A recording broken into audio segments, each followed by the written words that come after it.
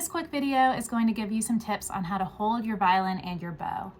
Your violin will go on your left shoulder with your chin on your chin rest, and I sort of face down towards the scroll of my violin. Now the goal is to be able to hold your violin without your left hand so that that left hand can be busy playing later on. For me, a shoulder rest helps a lot. So my shoulder rest, if I put my violin right out in front of me, and I'm going to flip it around, the bigger end is here on the top. I slide those feet on first and then slide these feet around so it's sort of at an angle like that. So if I flip back around, so that's on the top there. Another way that you can look at it there is you can see that's where your shoulder goes, is in that dip. And then this should hit right around here, around your collarbone. So just play with it and adjust it until it feels good to you and until you can hold that violin up like that. Now for your bow, for right now, you can hold it in your left hand because we are going to eventually hold it in our right hand. We can start with what I sometimes call the quiet coyote. And that quiet coyote, with those two, your middle and ring finger, can eat the frog of the bow. That's that part down here. So your thumb's underneath, and these two fingers are actually going to wrap around. You're going to try to cover up the eye of the frog there with those two fingers. And they can even like lean a little bit towards the tip of the bow. So they eat, they cover it up, and they lean a little bit. Now these two fingers have an important job. This pinky goes all the way on top like that. That tip is resting all the way on top, and that's going to be the balance point for your bow. That's going to balance out the weight of the rest of it. So it needs to go right on top. And then this finger just lays down. You might have a little place for it like mine does. Lays down. That's where you're going to be able to push if you need more pressure, if you need more volume. But for the most part, we're just going to be pulling the bow across the string. Now it's most important, and we'll see in a minute when we pick up the violin, that your wrist can move in this position. That is the reason why we don't hold it with a fist. That's the reason why we go through each of these steps so that our wrist can move and we can keep that bow straight across the strings like that. Now when that feels comfortable, you could also move that thumb up to this position here. But same idea with the rest of the fingers. So it looks like that. You may see some people playing up here.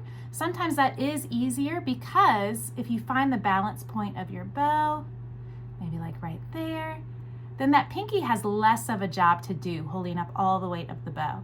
So you could play with the same handhold anywhere down here, and you'll notice that your pinky has a bigger and bigger job as you get down here. But soon that will be resting on the strings of the violin, and so it won't be quite as hard to hold up. See if you can get your bow hold looking like that. Now let's put it together. Let's get our violin up on our left shoulder where we can hold it without our left hand, but for right now we'll just keep our left hand on the wood.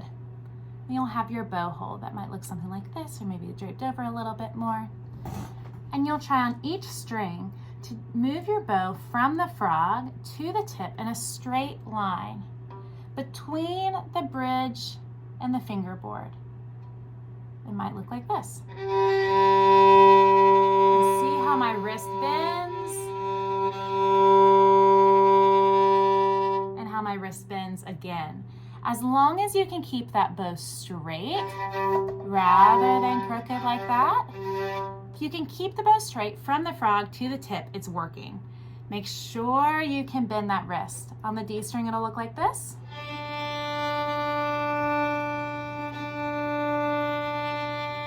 A string.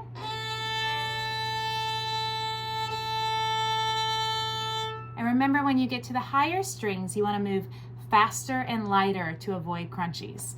Sometimes it's fun to do crunchies on purpose. Just press a little too hard and go a little too slow, so you know how to get them, and then fast and light from frog to tip on the E.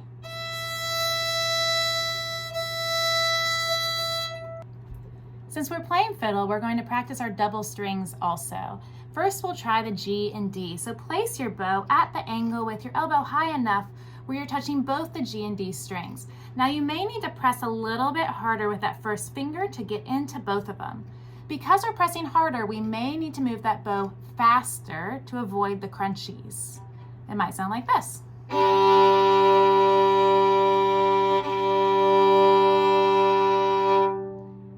did hard and slow, it would sound like this. But hard and fast, and see if you can keep contact with both strings the entire time. D and A.